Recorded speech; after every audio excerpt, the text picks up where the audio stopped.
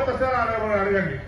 దానితో పాటు మీ అందరికీ రేషన్ కార్డు లేకపోతే మా గౌరవ ముఖ్యమంత్రి గారు రేషన్ కార్డు ఇచ్చి మీ అందరికీ సన్న బియ్యం ఇస్తున్నారా లేదా?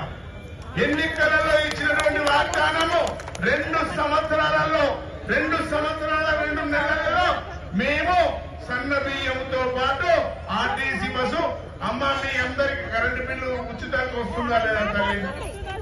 వస్తుందా లేదా? వస్తుంది కనుక ఇవన్నీ కూడా కార్యక్రమాలు.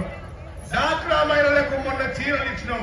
మా పెద్దమ్మలకు కూడా చీరలు ఇవ్వాలి. ప్రతి తెల్ల కాడున్నటువంటి సోదరి మరి పెద్దమ్మలందరికీ కూడా మేము రేపు చీరలు ఇస్తామని చెప్పి తెలియజేస్తా ఉన్నాను. ఎందుకు ఇవ్వలేమంటే మొన్న ఎన్నికల కోడ్ ఉందన్న ఉద్దేశంతోనే పెద్దమ్మ నేను చెప్తా, ఎన్నికల కోడ్ ఉందన్న ఉద్దేశంతోనే చీరలు ఇయ్యలే. మిగతా వాళ్ళందరూ కూడా చీరలు ఇస్తామని చెప్పి తెలియజేస్తా ఉన్నాను. దానితో పాటు మీరు అడగాల్సింది ఎవరిని? అమ్మ మీకు ఏది రాకపోయినా ఎంపీ ఒక ఆయన గెలిచిండు, ఎమ్మెల్యే ఒక ఆయన గెలిచిండు. ఎంపీ గెలిచిన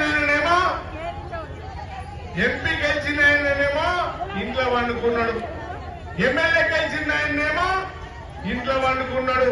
ఓడిపోయిన వచ్చి ప్రజల దగ్గరికి వచ్చినాం. మా అవ్వలందరూ ఆలోచన చేయాలి.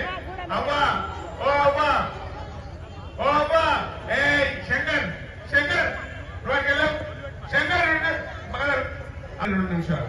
ఓ అక్క పోషక్క రాదు. గెలిచిన వాళ్ళను మీరు అడగాల్సిన అవసరం ఉంది. మేము ఓడిపోయిన వాళ్ళం.